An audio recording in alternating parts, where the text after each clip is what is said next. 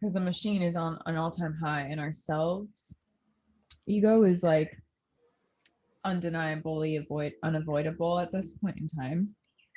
People think that we're supposed to kill our ego, and they couldn't be more mistaken. I was mistaken, I should say. I wanted to have ego death, but like that's not existing. You don't kill your ego, you just heal and transcend beyond it and show a lot of compassion. My friend Dre Moto, she says she was actually telling a story about someone else, but still I want to use her name, like was saying that we must show our egos compassion. And that's another deep one. So that's the thing. It's like when we all align with our purpose, that's the kind of messaging we can hear day in and day out. We can meet people like that. We can become those people who say things like that, instead of being run by what's been running everything, which is domination. You know where life's going to take you, but you'll meet some cool people along the way. Each person has their own story, and each moment is precious. So enjoy the moments and enjoy the journey.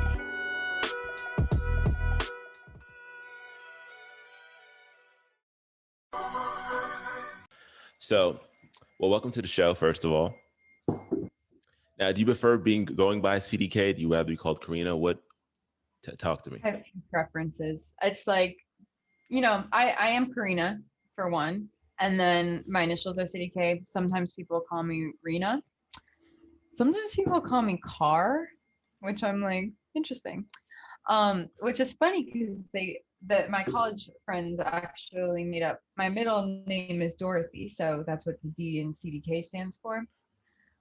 Car door. Original. It's yeah, car door, like a car door. But what's funny is when I was a kid, I always was like, damn, why couldn't my last name be Driveway? Because then my name would be Car in a Driveway. That's what I was hoping for, That is some next level thinking. I don't know anyone's last name Driveway, but being Car in a Driveway would be fucking fantastic. Or Car in a Garage. Like, I didn't actually want that to be my name because that'd be weird, but like I just thought it made sense. What is a Krehl? A car in a Krehl? Krehl? My family says even I pronounce it wrong. So that's why I'm literally like, my sister says it's Krehl.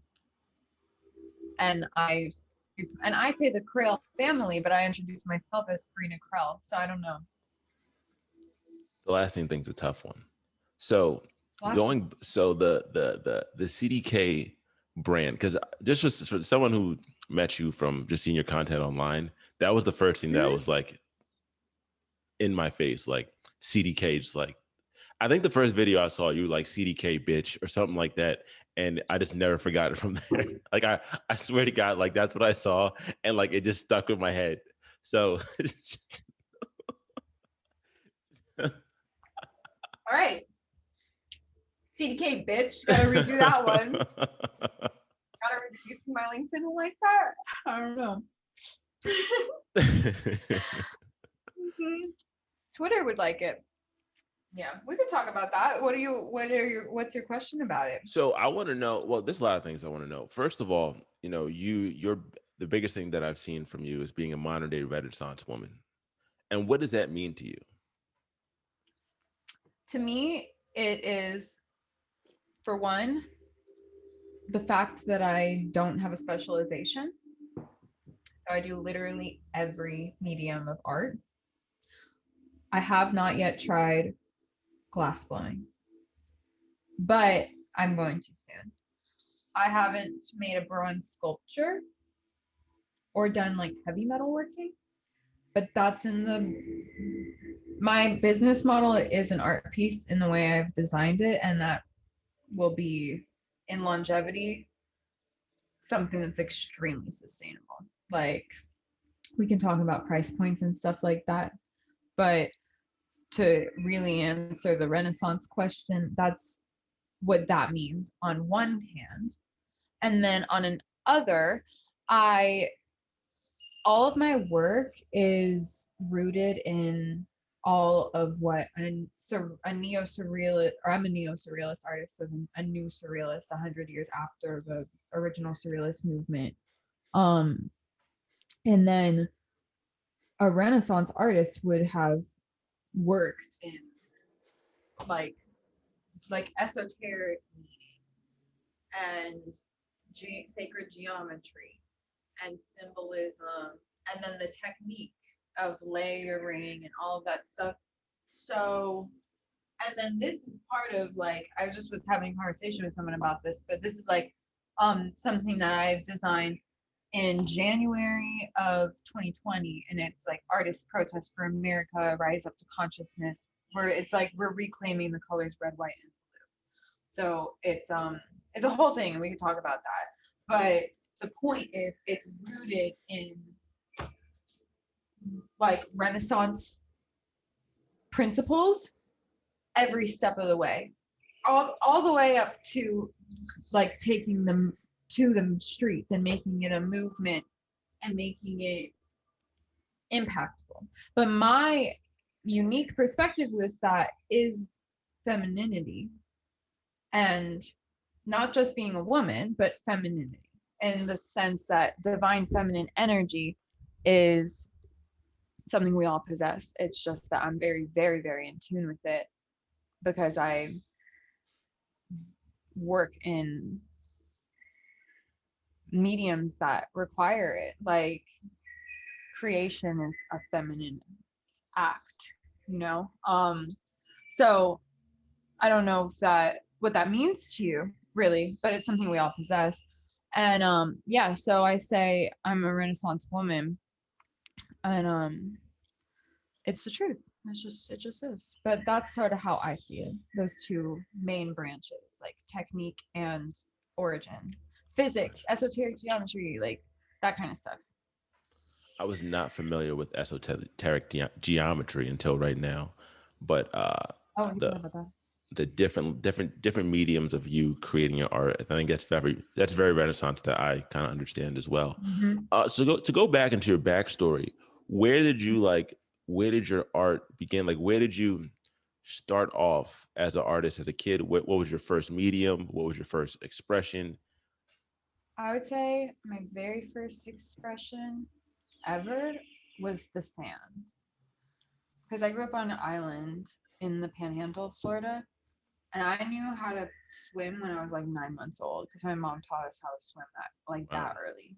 And I remember like sculpture that early on, molding. Like I remember that.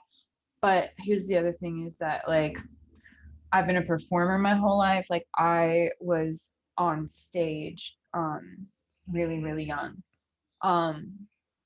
This might be a good time to actually read what I have like written. Oh yeah. Because I think it'll be the way that answers that the most, and then we could talk a little bit more about it. But all right, I'm gonna like put it in front of me actually, so that I can actually not be like blah blah blah blah. Okay, so it tells a bit of a story, but here we go.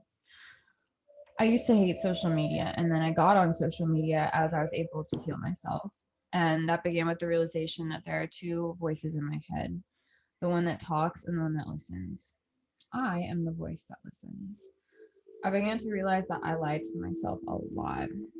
I began my oil painting poem series, The Lies We Tell Ourselves, where I would write a poem about how I was feeling, and then I turned to that poem and made it into a painting based off of the vivid language that I used in the poem. It was a series of 6 paintings. Here too. So you took your poem of expressing how you felt at the moment and made it into paintings. And this is while you were 6, or is this a recent thing? No. This is recent work. But I'll get to the backstory in a second. And then my conscious awakening in that, I discovered that I'm able to design universes of my own, right? Like, and it was this next series that came with the universe of my own series. So this is more recent work, but it all builds up on itself. So meanwhile, I was exploring VR, and then I learned how to use like new tools of innovative tech and stuff like what the fuck a dot tilt file is I know what and that is. how to upload it to Poly. Like these were things I was learning in 2017 VR. So this seems disconnected, but it's not. Then I basically started putting my work out on social media, and that's like how I met you. And then I moved in with my old roommates, Jake and Suzanne, and I started this book. Well, a book that led into this book, Abundance Consciousness. Did you make that cover? Yeah, a whole book is mine. Oh, that's fire. But the book leads into this, but the book that the book that is going to be sold, that you'll have a copy of, like, is this. But this was the precursor to that, which is Thank You, Damn It. And so that was my gratitude journal. I just started gratitude and radical gratitude as a practice. And now one of my core values of my company is radical gratitude.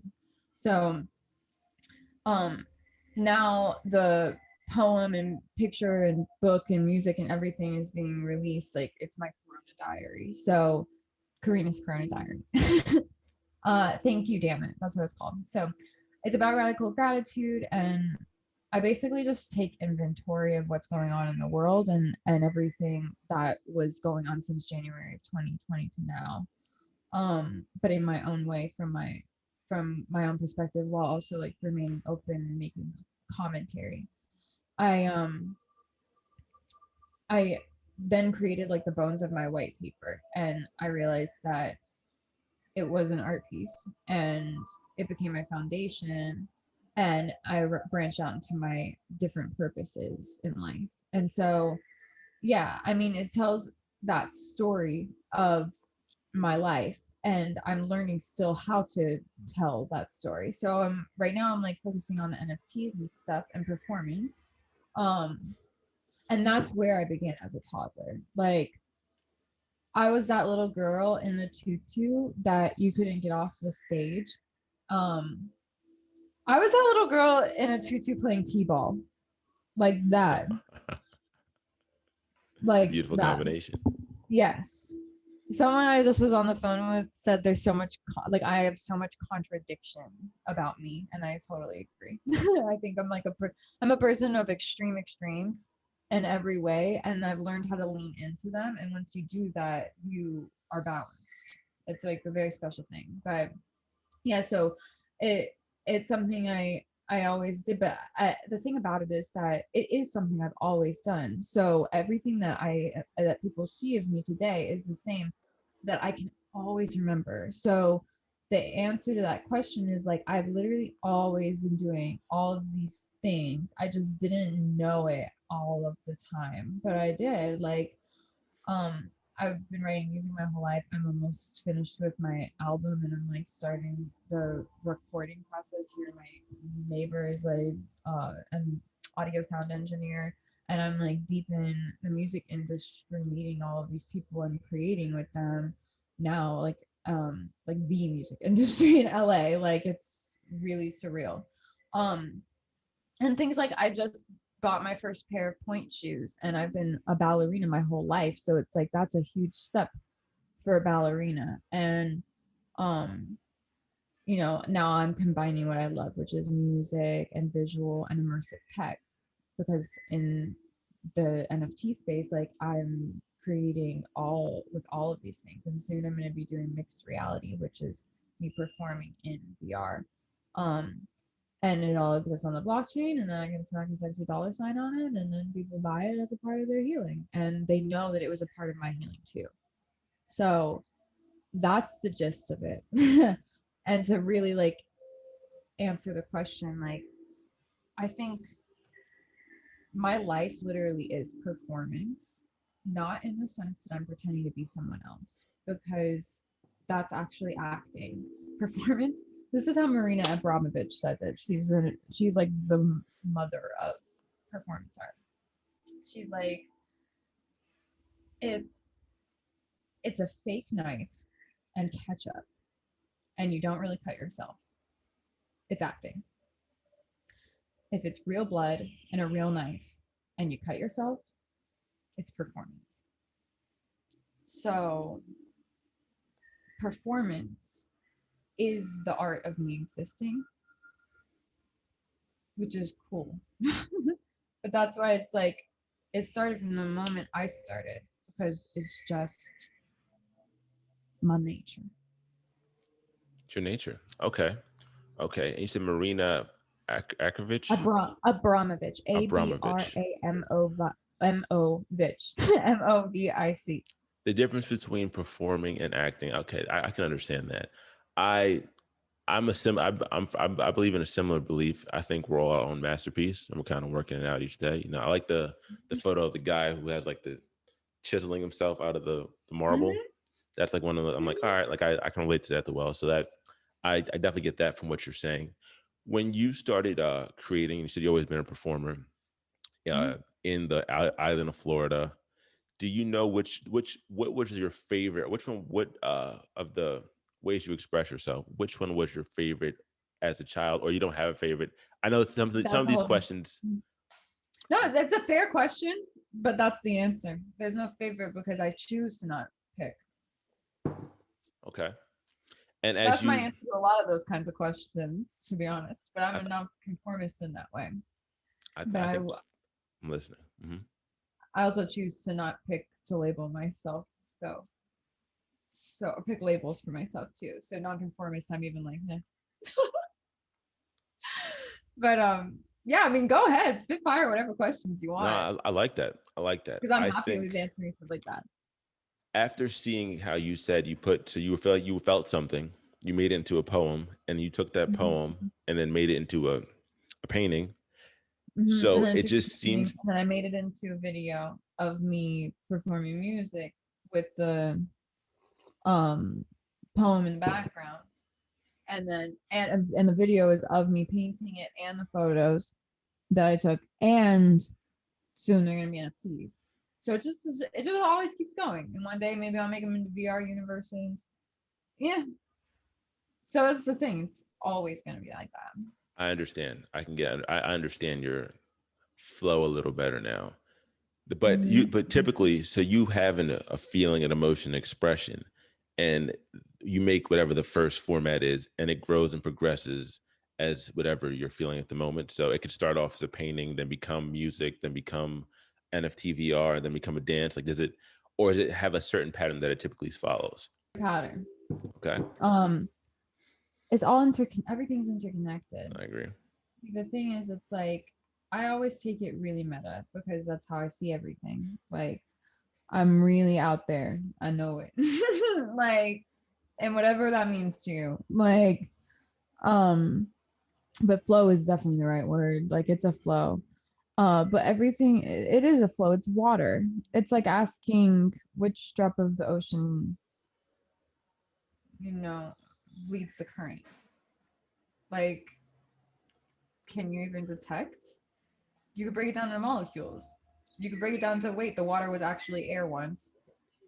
Wait, the water was actually inside of a human being once, or a dinosaur. Like, it's all what of all of that comes first? Is it the geometry of the science, or is it the movement, like the dance of the water moving, or is it the wind which pushes it? It's like, and then suddenly I'm speaking in poetry, and then like you are without even trying. That was amazing. That was so poetic without even, you just were just going off the top of the head, and you just like, I was like, wow, this is it. This is art. My friends in the mic sessions are starting to be like, you freestyle, Carina. And I'm like, no, but they're like, yes, you do. And I'm like, yeah, I do. But it's like different than what I believe freestyling is. And I'm not going to go around and be like, I freestyle, because then someone's going to put on a beat and I'm going to be expected to rap, and I don't know how to rap. I can, but it's like Weird Al, it's not. I told my sister, I just talked to my mom, and it was like, or my sister, sorry. And I was just saying, like, because I was on the phone with her and we were talking, and I don't know, I was in traffic, and I was just like, this motherfucker right here is gonna do it, and like something like that. And she was like, did you just come up with this? Like, because I was going on and on. And I was like, yeah, what are you talking about? It was ridiculous. But she said, you were freestyling. And I was just like, the thing about it is I do freestyle, but it's like, it could be Weird Al, it could be Eminem, and it could be Corinne Bailey, right? And I just don't know what's going to come out. So until I have a better understanding on that, I just like lay it low. It's a flow. But it's a flow, exactly. But yeah, it's funny. But it's poetry, you know. And that I'm comfortable with. Poetry and motion I'm comfortable with. Why? I don't know. Like I'm sure there's gonna be some self healing and like discovery around my own ideas about what I can and can't do, you know. That's like I'm human. We all are. We are. We are all human. We all have our ways of flowing to things. What we create is what we feel at the moment. Like you said, creation is I think you said it's divine. Now you said it was a feminine act too, right? Which technically it is. I didn't even think about it like that. But creation is something that you can't really control. You just make what you make. Yeah. So, and I mean, and when I say feminine, I mean the energy. I don't mean women. Like, I mean, it's true. Women create babies. That's facts. Men also take part in that, but it's not about that at all. You possess divine feminine energy. Actually, no one possesses divine feminine energy. That's the nature of the divine feminine. It flows. You can't possess it at all. And that's the thing about it. It transcends what we know to be masculine. Not saying one's better than the other, because we all have both energies. My mission statement, I am here to collect, or the mission statement is to connect with love as a conduit to the divine. So I am a conduit. And if I'm a conduit, then I am both the energy which flows and the structure which holds that energy that flows. So like a metal conduit is literally the metal structure and the energy which flows through the metal from source to something else, which is using that energy. So from God, from science, from divine teaching and esoteric geometry and all of these, the power flows to the people. Power to the people. I'm the two. You are the two. Okay. I'm clear on that. Yeah. I like that. And that gives me both, because I'm a person and I'm powerful, you know? So, and I think we all can do that. And that's what I'm just very, very consciously aware of how art is.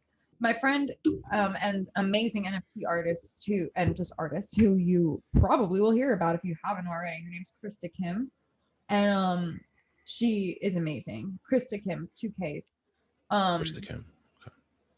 Yeah, she says, I believe that meditation will save us from the machine and that art will save us from ourselves. Damn.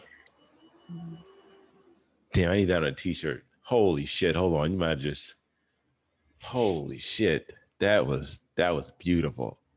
That was beautiful. Mm-hmm. Art will save us.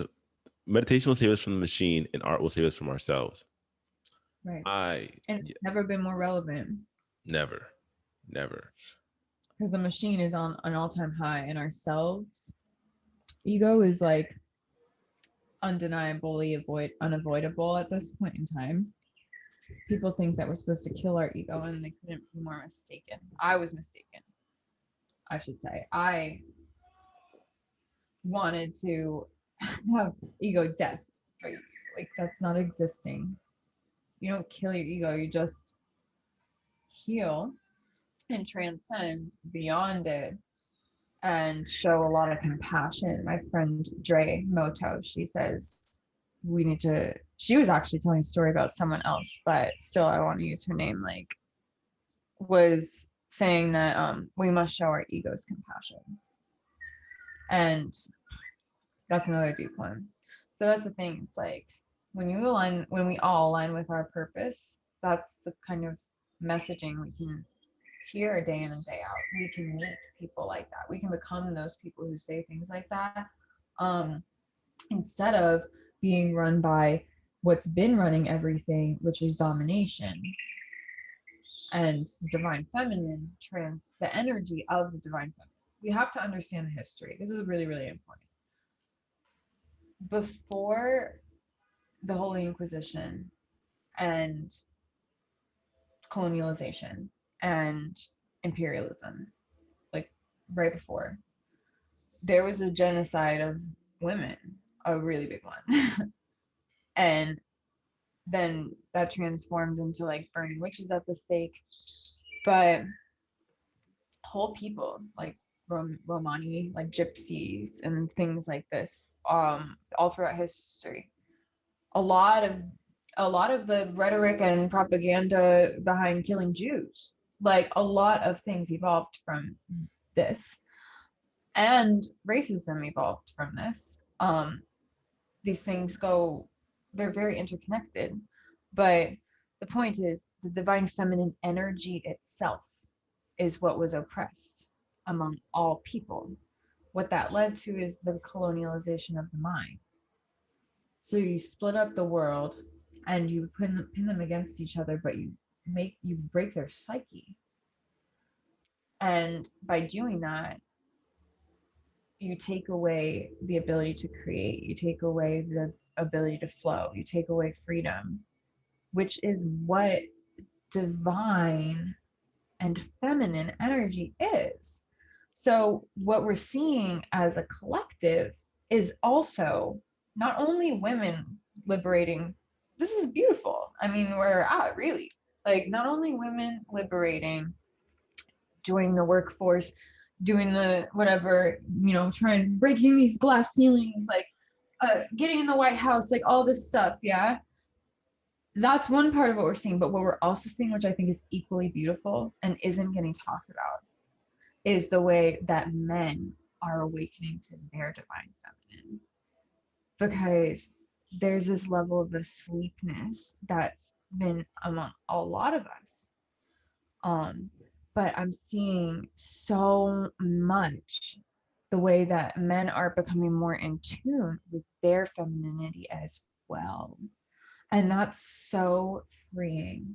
Like, I can't even describe yet all of the way I see it.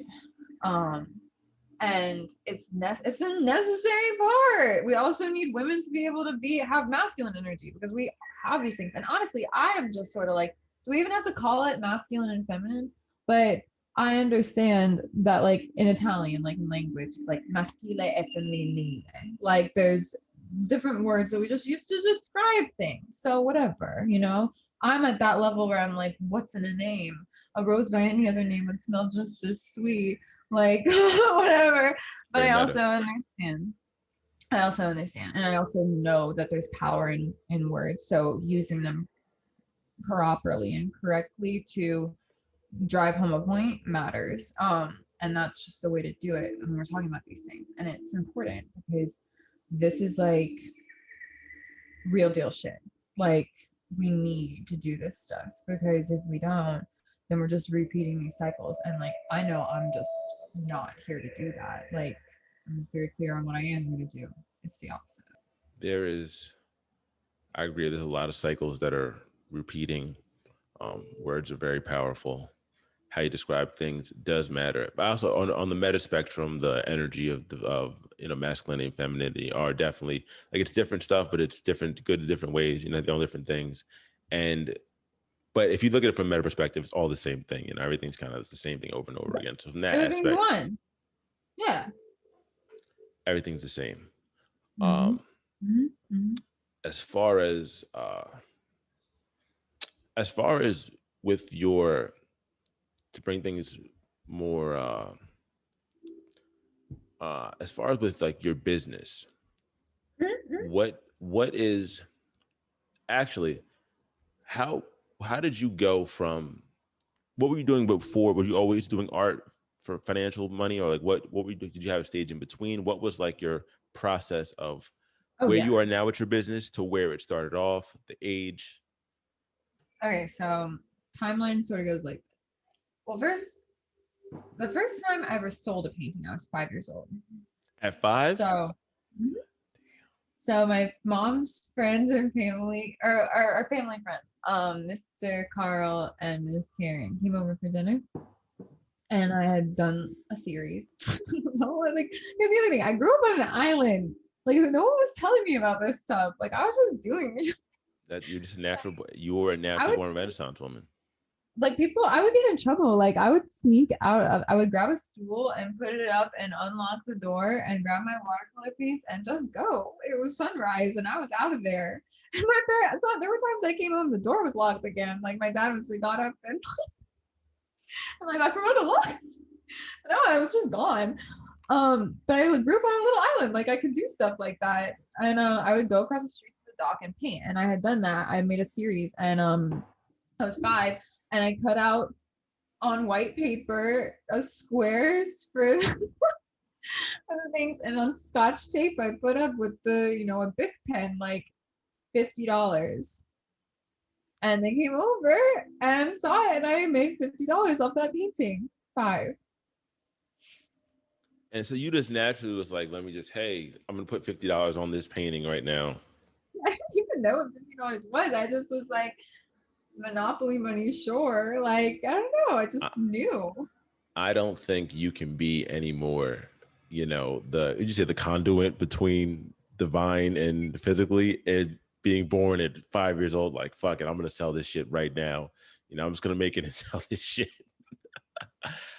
I think you are and continuing to be exactly who you were meant to be. So please can tell you more of this story, because it just sounds like the kids that stick on the path that they were end up being the adults they were meant to be, and that Literally. And what's funny is, like, at 5, I can even see myself. And like the braggadocio flow, like, literally is redonkulous, because um I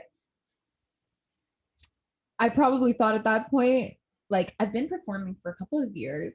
Like, maybe I'm gonna do painting or something like that. Like, you are 5. But like, there's a home video. There's a home video of me being like having a crying like fit. My mom in her New York accent's like, Carina, you're on camera having a fit. And I would just be like, I am. Hi. Like, that's a real video. I need to find that shit. The performer. But yeah, so that's the thing, is like, that was just it.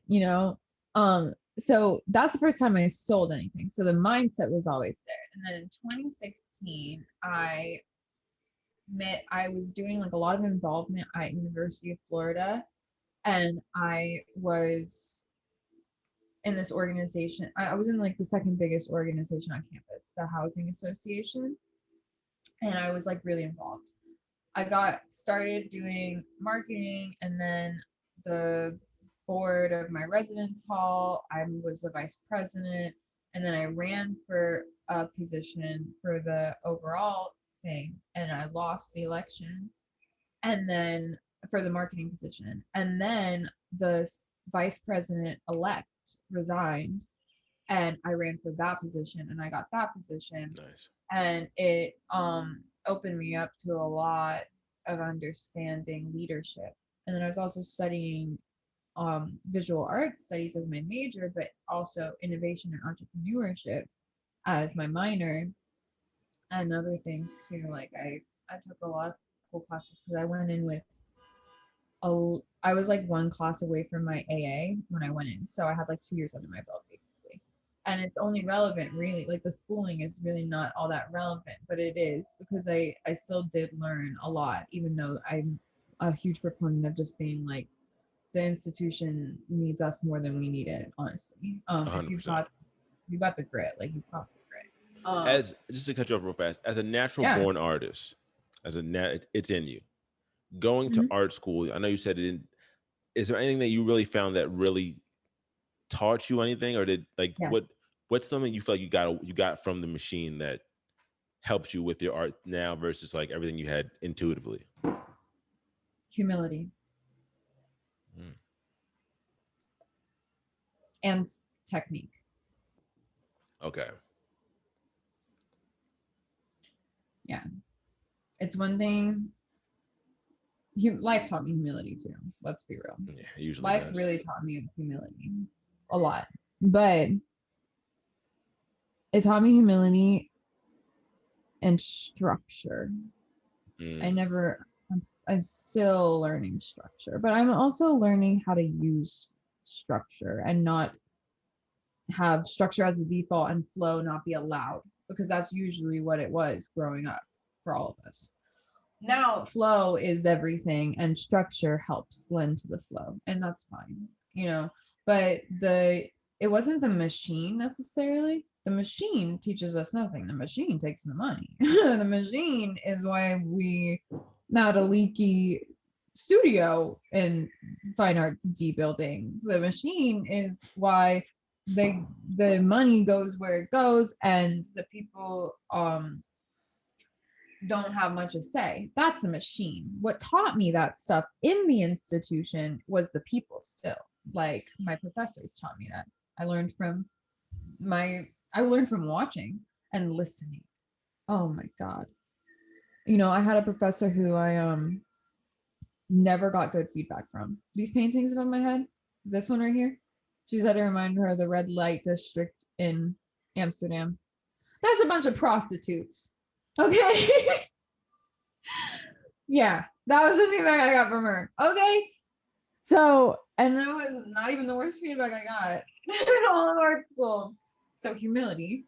But she did leave a comment on the end of the last class that I had with her in college. And she said that I take feedback and apply what I choose to apply from it better than anyone she'd seen. And that's a real skill, to listen. And I know she knows that I had, especially then, a lot to grow from. And I think that's why she never gave me that satisfaction of the, whatever. I'm a person that's like, I do respond to gentle. So like, it's okay if people just like say nice things every once in a while. That would be nice. But, different people have different roles in our lives, and all are purposeful, even the ones that feel like painful in the moment. My first job I was a construction worker. I was 14. Wait. Yes. Wait. Yes. Hold on. My dad owned it. My dad 14 on an island, construction working? laying bricks. Laying bricks? Oh, talk about working. Holy shit. In my pink Young Actors Theater t-shirt. That was my construction. I never would have guessed laying bricks be the first thing you did. Brick masonry. Yeah. Brick masonry. That was like my first job. That was my first, like, I came home and it was like, yeah. But it was like with my dad. So it wasn't like, it was legal-ish. I wasn't like on a page. It was actually probably less legal because the company was like, I'll give you $50, go outside and do grueling work all day. And I was like, cha-ching! And we can go to the beach after. I'm down. Let's go, Dad. Like, I would do. Ridiculous. So that was my first. And then I worked in a lot of restaurants and bars. I was a hostess until I could wait tables, and then I waited tables until I could bartend, and then I bartended for 15, 16, 17, 18. And that taught me some humility too, but it also taught me how to get pissed off on my own behalf. like literally. And how to be quick with some get the fuck out of here with that bullshit. Like, put your hands where they belong, sir. Like, not good. Up out of my face, up out of my aura. All right. There's no way I would go. That's where the comebacks came from, huh? That and just like having my siblings as my siblings. Like, yeah, they do it to you. Teaches you something. But yeah, definitely that definitely taught me that. That definitely taught me that. And I'm still learning. you know, how to really use that. Now I know how to kickbox, so we're good. But I wouldn't have done that at work. So, unless I really had to. So stuff like that. And then I also worked as a princess. I was like Snow White. So it's very like extremes, right? Like construction worker, princess, you know, like, yeah, I was Snow White, for not at Disney, but like for this company called Cookies and Tea for Me. And they did like these, birthday parties and stuff like that. And I'd come out as Snow White and we'd sit down and we'd have tea and I'd sing for them and stuff like that. And then I worked in the dining hall a semester. That was not fun. 6 o'clock in the morning before a full day of class in the dining hall, and I couldn't even eat that food. It made me sick. So yeah, it was just like, ugh, not good. I worked the salad bar in the cash register. I worked at Publix. I was a bagger when I was 15. I've been a hustler a long time. Like I was doing all this just to make some coin and save up and build opportunities for myself because I knew I needed to get the fuck out of where I was. This is all still on the island? Mm-hmm. Damn. And Tallahassee too. My parents moved us to the city in 4th grade. So they moved me because of there's no opportunity where I'm from. It's an oyster town, shrimp town. Yeah, I mean, if I stayed there, which I just never would have, but like I probably would just be playing in the bar, which wouldn't be that bad, you know, but I'm just destined for so much more.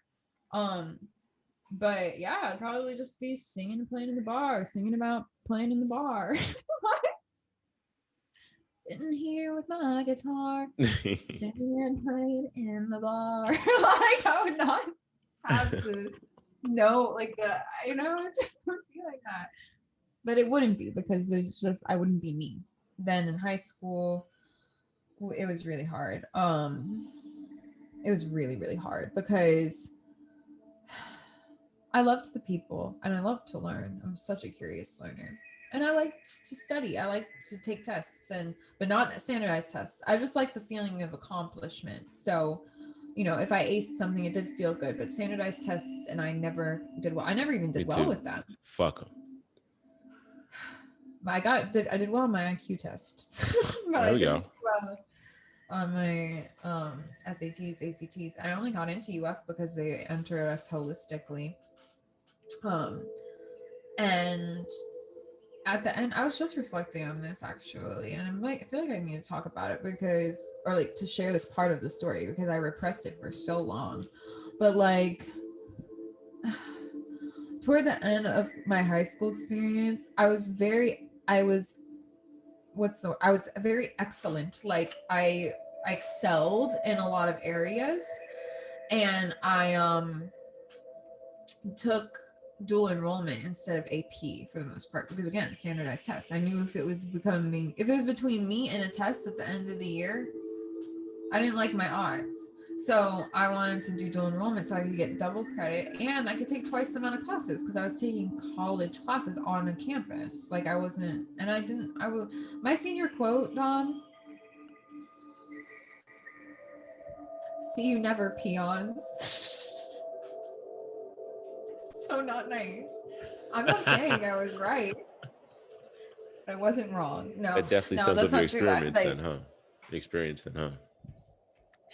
Yeah, but the thing about it that sucks is I was just angry at the people around me, but that's what happens when you're hurt. I was really angry, and here's why. They didn't, for starters, they didn't want me to do dual enrollment. I was the only student who was trying to do it the way I was doing it, which was full time. No one they just started being a thing 2 years before. Like they just started doing it. And I was just like not gonna take no for an answer. Like I went to FSU's campus and they were like, yeah, you're approved. Like just have them sign this paper. And they didn't want to sign the paper. And I was like, sign the fucking paper. And eventually they did. And I started taking the classes, but the new administration, the new principal had he was very militant and very sexist across the board. It was a real problem. The dress code got really strict.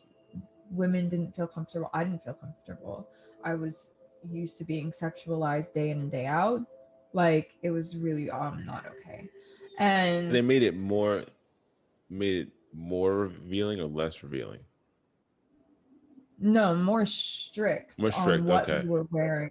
Gotcha. But when you do that, you're sexualizing someone, because there were times when girls would get sent to the portable, got turned into in school suspension. My 5th grade classroom got turned into ISS. That's funny. And there was a time when, because of the authority that people were given based off of crackdown on dress code, 3 inches above the knee, always wearing a cardigan. In Florida, I wouldn't have been allowed to wear this with a cardigan on top. Oh. So they made us take off the cardigans and show them what our spaghetti strap was. People got taken out of class for that. To undress in a portable with one male teacher. With a male teacher? That was it. And it wasn't him. That's the worst part. It wasn't even him that was doing it. I mean, he was doing it, but that's the thing about, like, you can study, like, what's this psychologist? Milgram? When the prison experiment, the prison effect. Have you gotcha. heard Yeah, I know what you're talking about. Mm-hmm. When you give someone this much power, and it's literally like, good. So I don't mean to speak. I liked that teacher. I liked that he was a good guy. Like, he was happy-go-lucky, you know, from what I could tell. But when you make something a rule and you make it strict and you make everyone's livelihood depend on their ability to perform in that role, and then you tell them, like, they have to do this, this, and this to get this done, like, they do it and they don't think about the effects. And it feels good. They feel like they're doing the right thing because they were brainwashed into thinking they were. Like, again, not to absolve anyone's wrongdoing, just recognition of the way the human mind works. And you know, that was rough, right? Like, so that was the culture. And then on top of that, I was me. So the principal did not like me.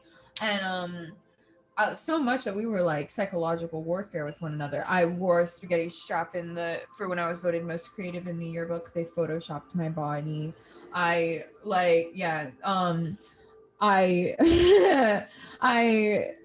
and you know the worst part? When I met him, I gifted him a Muhammad Ali portrait that he still owns.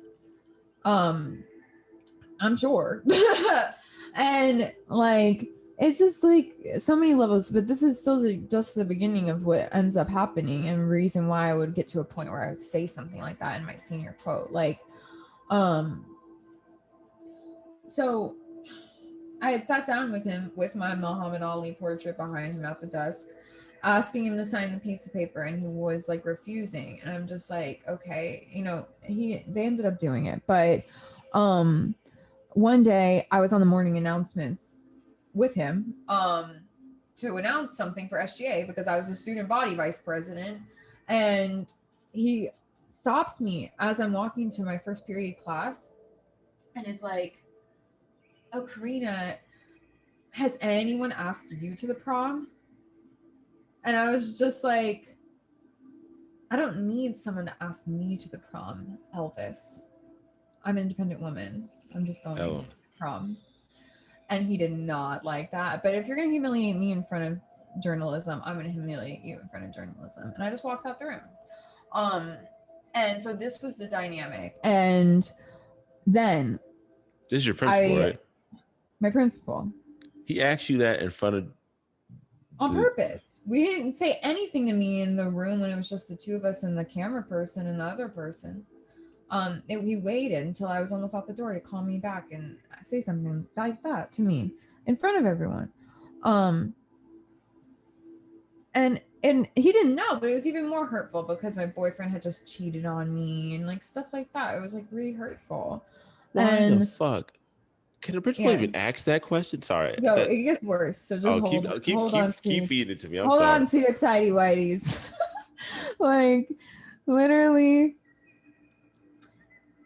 I started volunteering as a teacher's assistant in the art classrooms for 6th and 7th period. So I would go from Tallahassee Community College, take the bus to FSU, take the bus to no, I wasn't in the bus. It was parking. That's the whole thing. So I finally got a car and I went from college to high school, and I parked in the neighborhood I lived in, which the school was in the neighborhood I lived in a cul-de-sac right behind the art building. And there was a man that lived in that cul-de-sac, and he started harassing me. And he started coming out to my car and leaving me notes on my car and stopping me when I was going. And because I would go to the back of, it was the middle of the school day, so I didn't check in at the front office and walk all the way back to campus. I parked in the neighborhood and knocked on the door, and the art teacher would let me in 6th period.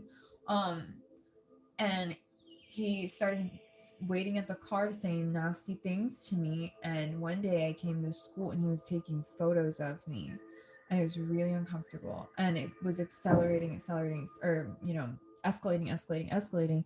And my art teacher knew about it the whole time, and one of the other art teachers at the school had problems with him, and he, no evidence to prove it, but he keyed her car. This man was violent, like, in that way. And my dad started teaching me self-defense. I put a crowbar in my car in case this man attacked me. Not okay. Yeah, but I didn't want to have to do that. I mean, I'm sorry. I mean, you shouldn't have to do that. You shouldn't be in that scenario. But I was like, get that motherfucker. But that shouldn't be the energy to be putting out in the world. Right. And I was scared because of that. I was scared because of that energy. I was scared because I might have to do that. I was scared to learn to learn to do that. I was scared that I went to kickboxing to learn to do that. I was scared. And I was scared, so I tried to go to the school, and they were against me. And they were with him. What? I didn't know that until I filed for an injunction to get a restraining order against this man, so that he legally had to just stay in his house and leave me alone. Like, he didn't have to do anything except for just not harass me. And under the law, he wasn't under the law. How do I want to say it? On my 18th birthday, I went to court. The court date just happened to be my 18th birthday. And his defense attorney and my, like, service attorney, I did like 2 psychological evaluations, and which I wasn't okay. I was scared. Like, I was having visions of this man literally shooting me. Like, it was very traumatic. And like, it's so dramatic, but it's true. I'm healed. I'm okay. Just so you know. But it's still a lot. It's very heavy. They subpoenaed the school resource officer, the police officer that was like making sure no one had guns and stuff at school. They subpoenaed him to defend the dude, and he did.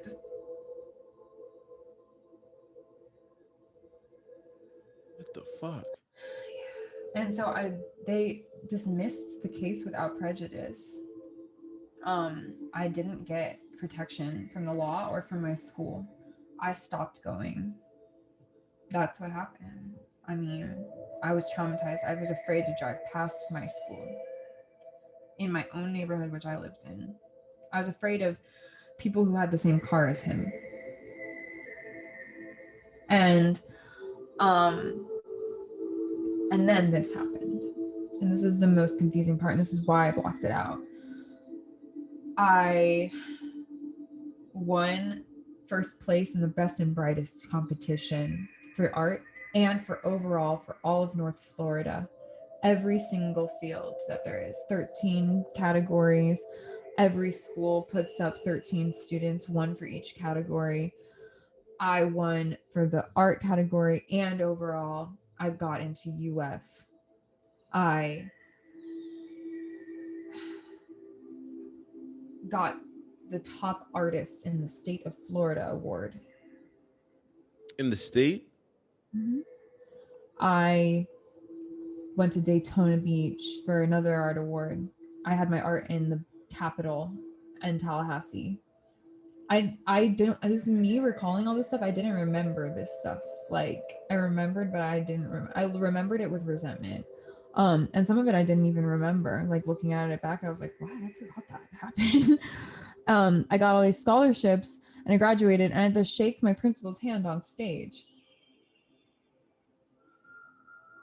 Yeah. Yeah.